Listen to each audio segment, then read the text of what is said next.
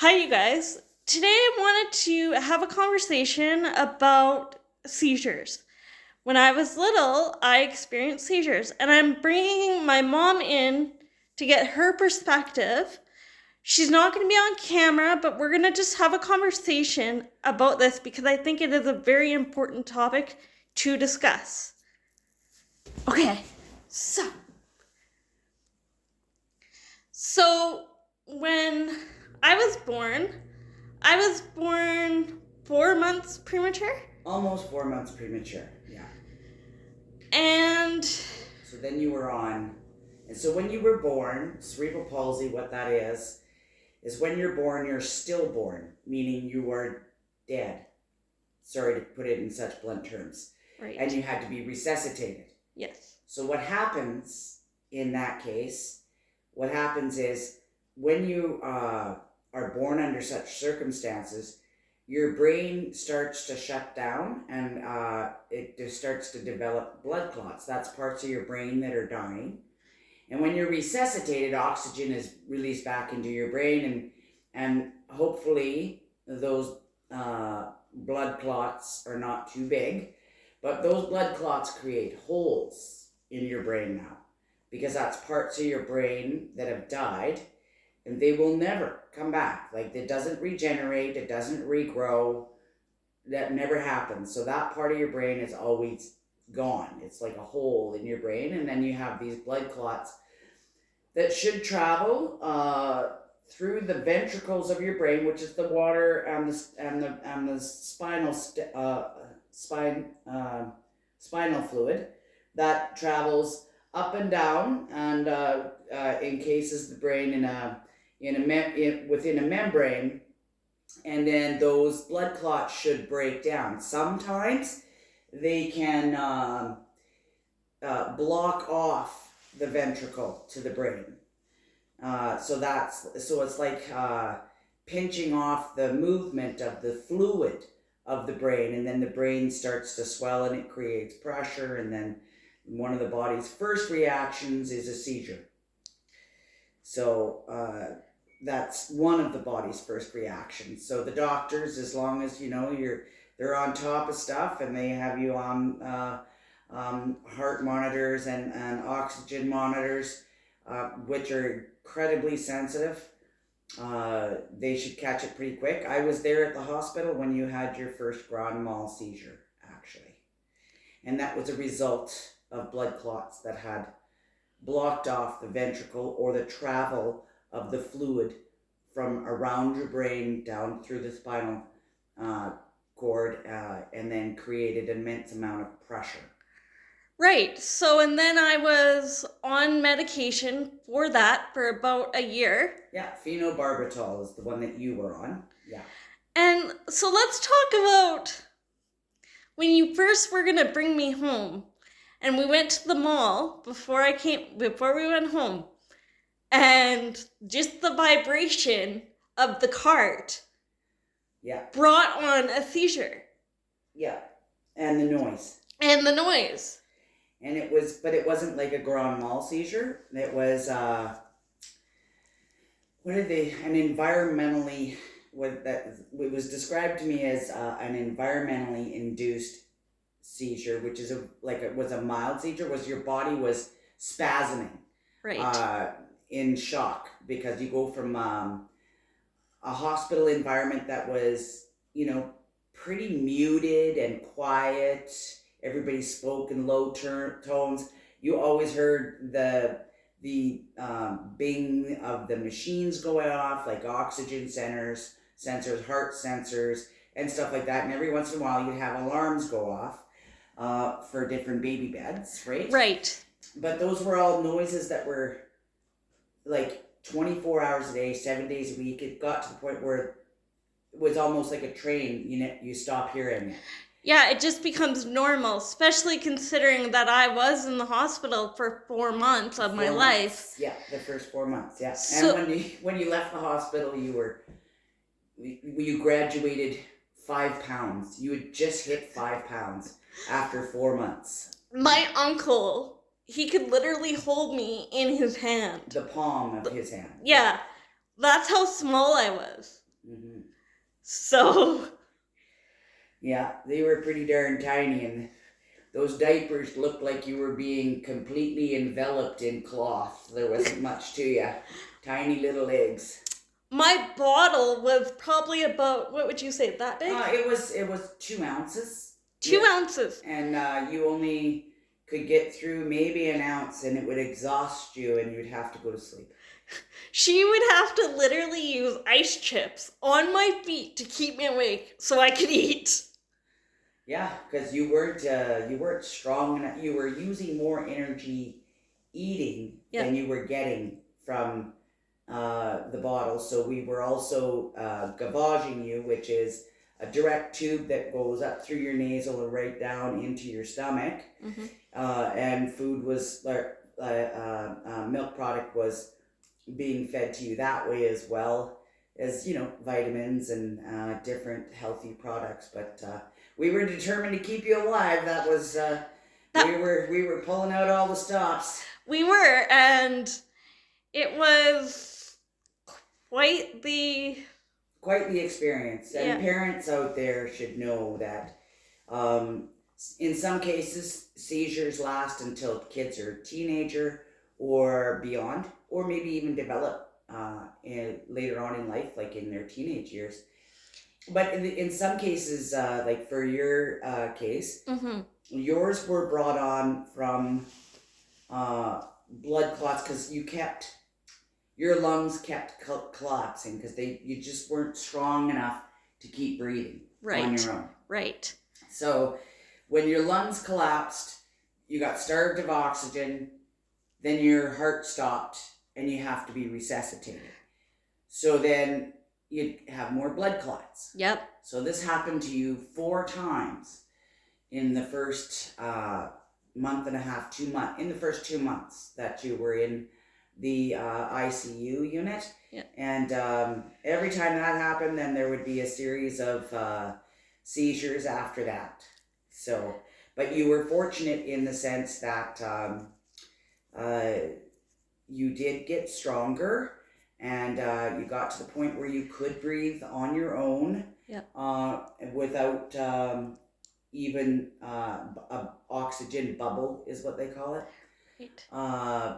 So you did get stronger, and of course, being premature, you were born jaundiced, which is another risk element for somebody so tiny. Right. But your seizures, you were very fortunate, because as you got stronger, the seizures started to minimize, and then the only risk of seizure was at that point was from high stimulus. Mm-hmm. Or really strong emotion. Right. That could trigger a seizure. So you were on phenobarbital, small doses. Of course, you were really tiny. Mm-hmm. I mean, my goodness, you were tiny for a long time. You still are, but that's a mom talking. But so but we went for scans. Like, you went for scans quarterly at the Glenrose, actually. What a wonderful institution. I gotta say, the ICU for babies at the Royal Alec, fantastic. The people there, fantastic. The Glenrose, fantastic.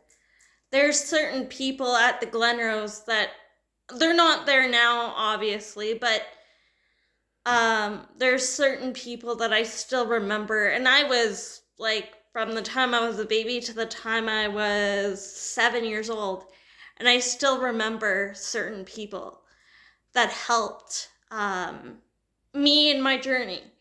So yeah, and then so they were very good about checking your sensitivity to noise, to really tracking your vision, because of course you were born cross-eyed. Yes. And you had to get surgery before. It's interesting, you have to get surgery for that. If you're born that way, you get surgery for that before you're 5, because it's so cool, because this is what I found out.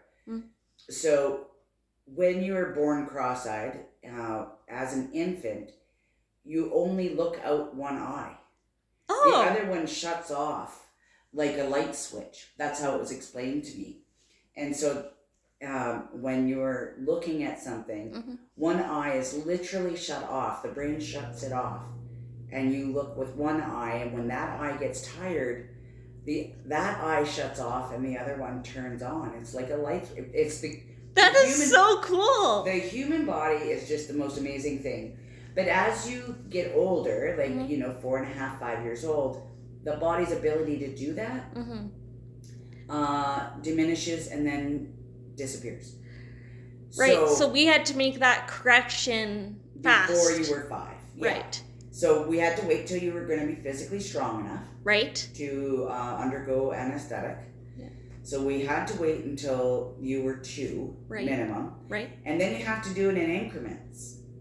Because if the doctor overcorrects, then he cuts the wrong, like he cuts too much, and then your eye becomes a lazy eye. So then it turns, like, instead of being turned inward, it just goes off in the opposite direction, and there's no control over it. Right. And didn't I have both eyes done?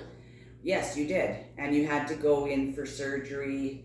It was 3 times for one eye and twice for the other. Wow. So 5 times. And you did not like anesthetic. No, I did not. Yeah. And the other thing is like when you have any mother that has, or father, but I'll admit that I really do believe that mothers feel way more strongly about this than fathers do.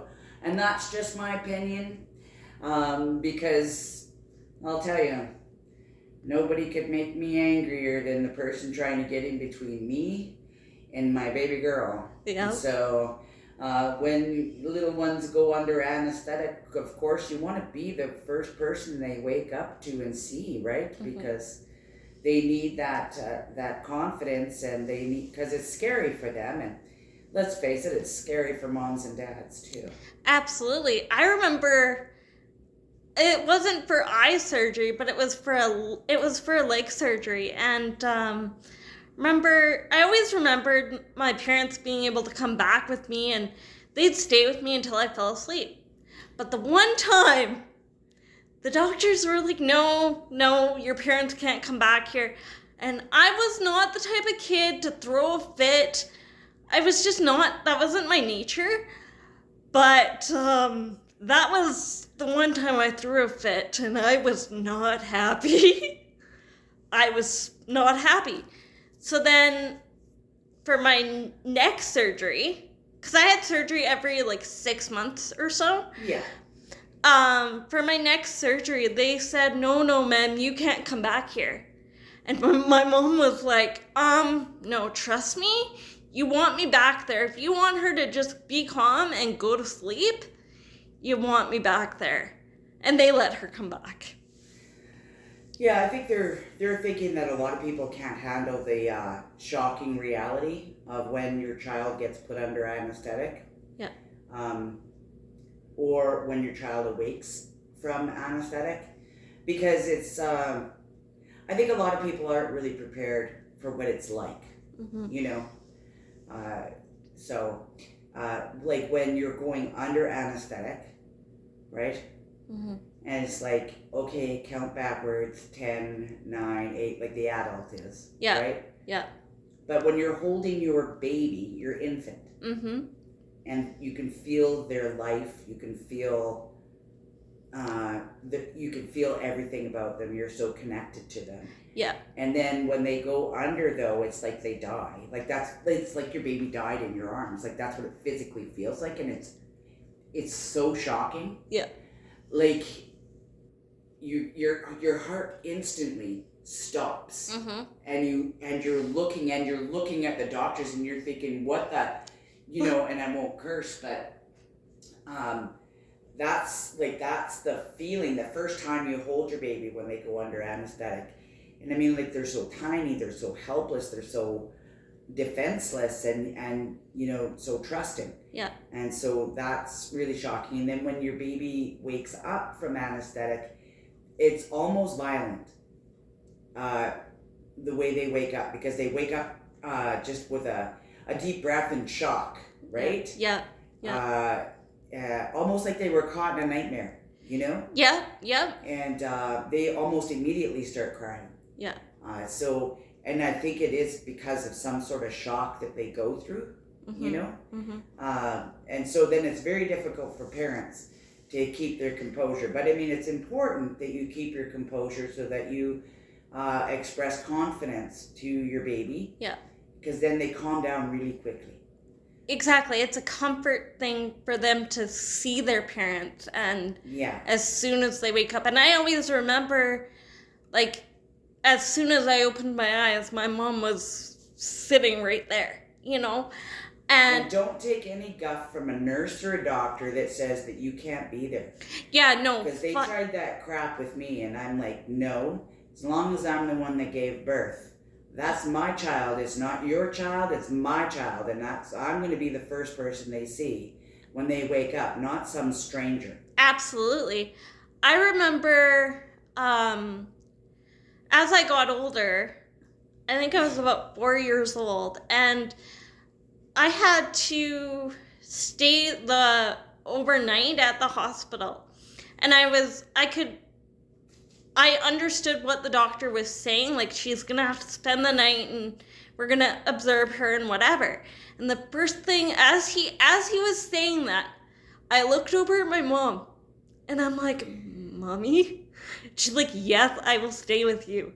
And I'm like, okay, then, okay, whatever.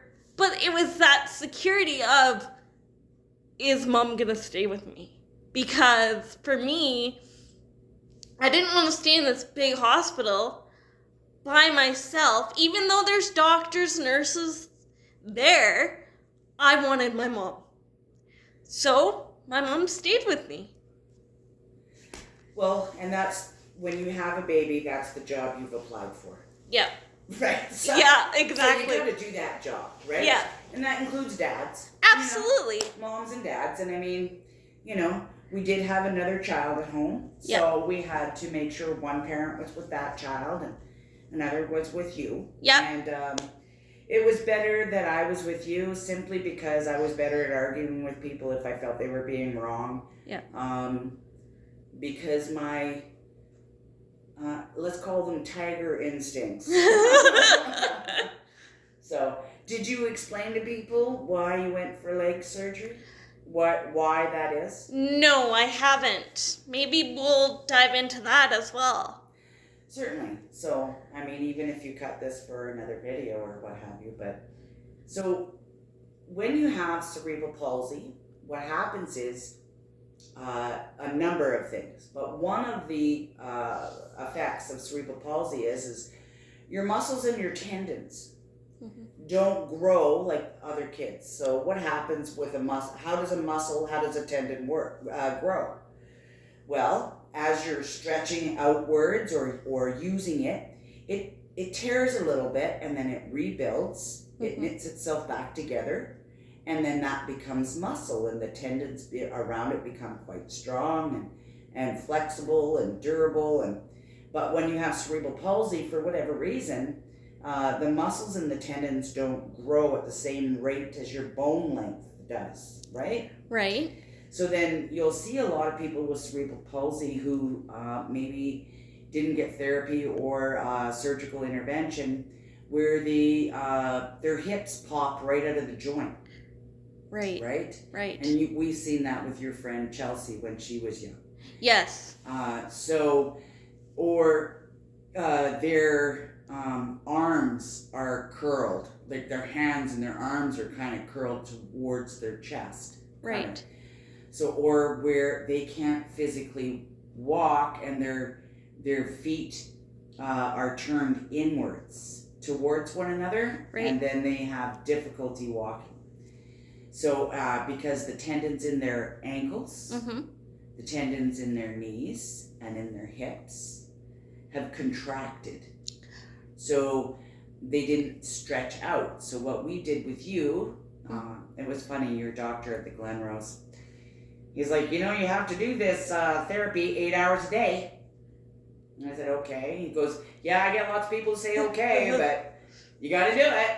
Yep. So, But there's different ways to do the therapy, right? Like, Yeah. so if I was at the dinner table, I was doing leg therapy. I had you on my lap and I was doing your therapy. Mm-hmm.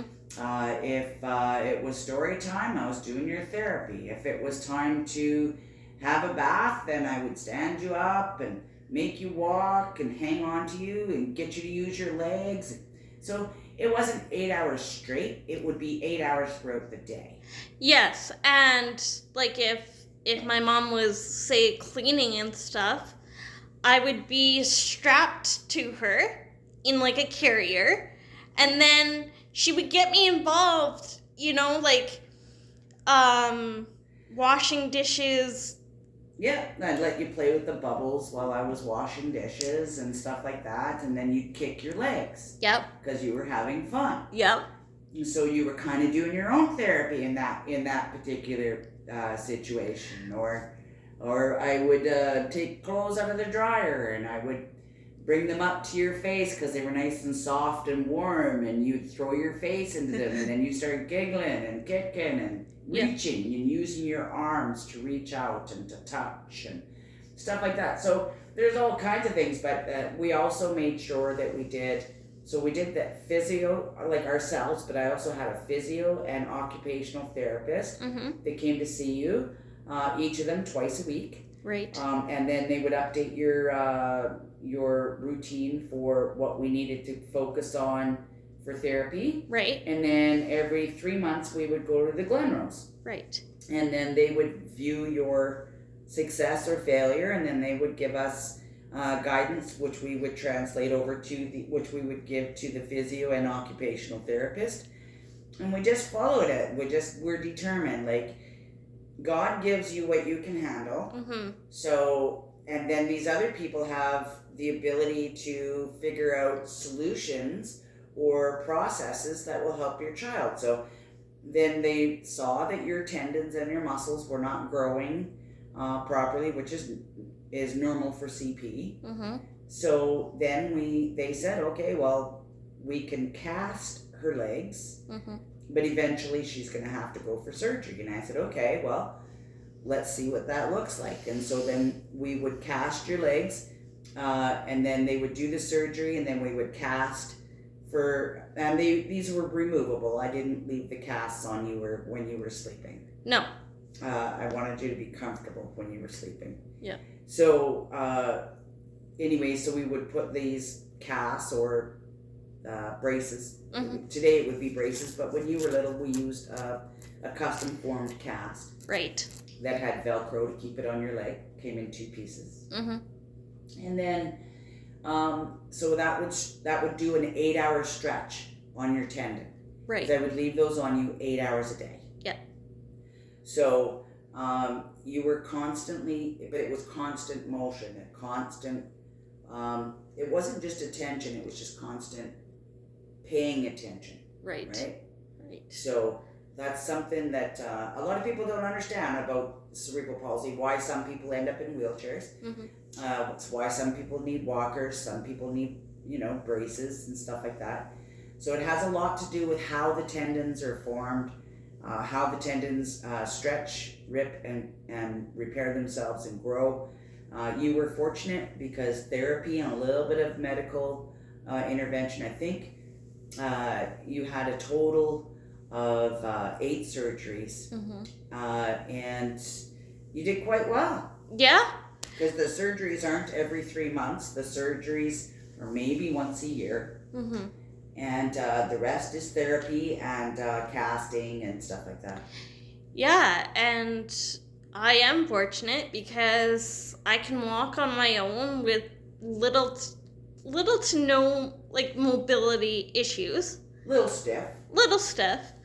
But I don't, in my case, I don't need a walker. I don't need a wheelchair, nothing like that.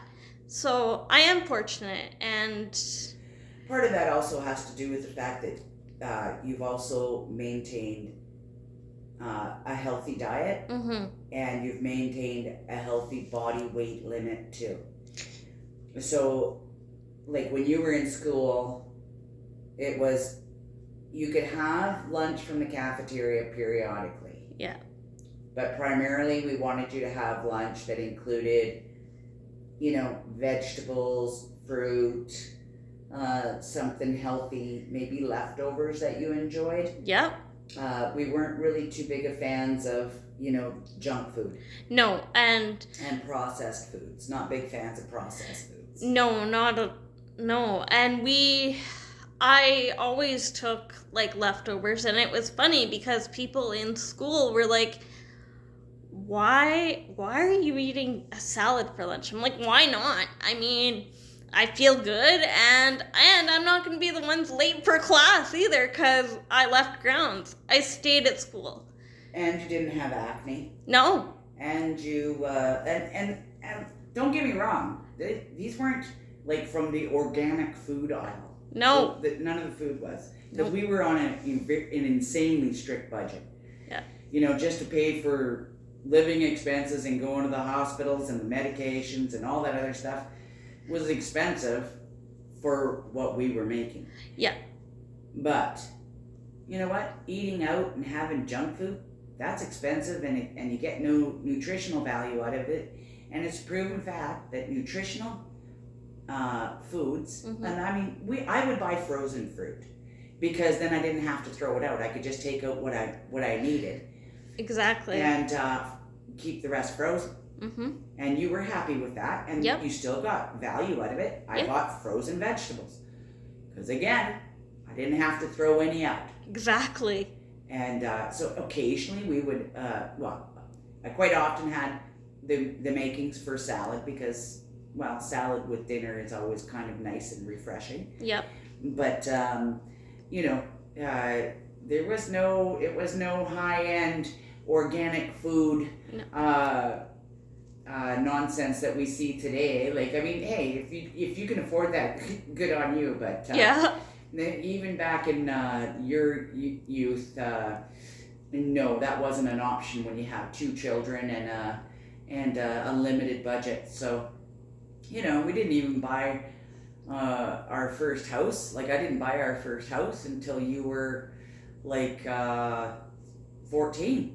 Yeah, exactly. We were renting at the time, and it was just like, but whatever, it doesn't matter. Like, it's the healthy foods gave you the right amount of energy to be able to draw from those reserves, to be able to get through the physical exertion, to try things like football, for God's sakes. Or wrestling. Or snowshoeing. Man, as a parent, I'm like, oh no, don't. But you tough little sucker. You were gonna do it come hell or high water just to prove you could. And once you did it, you didn't feel the need to keep repeating it. No. You just wanted to prove you could do it. Yep. And I remember she picked me up from school and she's like, so how was snowshoeing? And I said, it was very interesting. And she's like, what do you mean? And I'm like, well, I thought snowshoeing, I thought I'd just go down the hill and whatever. She's like, yeah. And I'm like, no. They had me going over top of logs with snowshoes on my feet. Like, what? You can't even lift one of your feet. Exactly. Let alone having something like that contraption. But you had the guts, you had the perseverance, and you had the determination, and you did her. I mean, like skating. Skating was just a nightmare for me, so I had to be there for that one. Yes. I could just picture you smashed and bloody all over the ice, so I'm like, no, I gotta be there for that one. That's one of my volunteer days I can see happening. So. Yep. And we had fun. We did, and we had... So it was me and my mom, and then, everybody in my class wanted to be, right with us. So it was always a fun experience when Mom got to come with us, and... Oh, we were singing and having a good time. Yep. Pushing the chair that, Brittany had to use a chair on the ice to hang on to. And she pushed the chair, and that's how she skated. But she skated, and that was the important part. The thing is let your kids participate, and give them I know what it's like to want to, jump in front of them and say, no, that's dangerous. And then you want to wrap them in bubble wrap and, Don't do that. No. Let your kid experience it, whether good, bad, or indifferent. Like, of course, you don't want them to get into boxing if they can't box. You know? No. You know, like, you don't want to do that. But mind you, if the kid wants to try, Let them. because that's how they find out what they love, what they certainly don't love.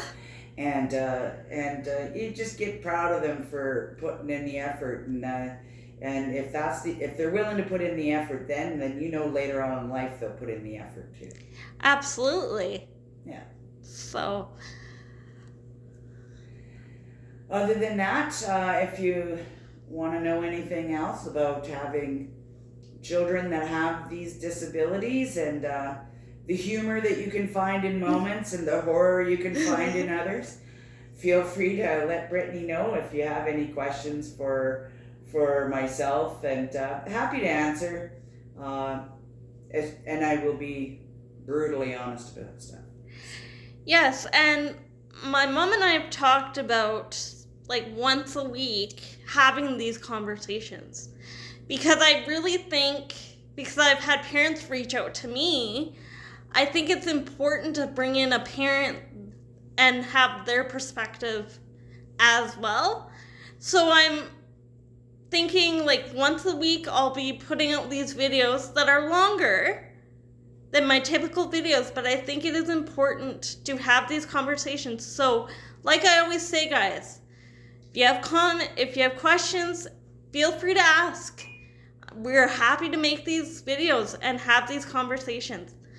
I hope you guys enjoyed our first conversation, and thanks We'll talk soon. thanks for watching, guys.